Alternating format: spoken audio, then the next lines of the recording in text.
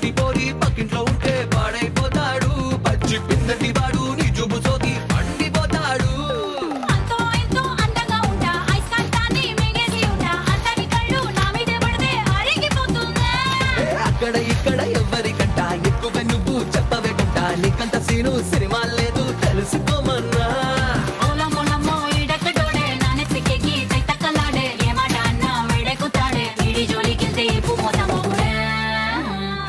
అయ్యో పాపం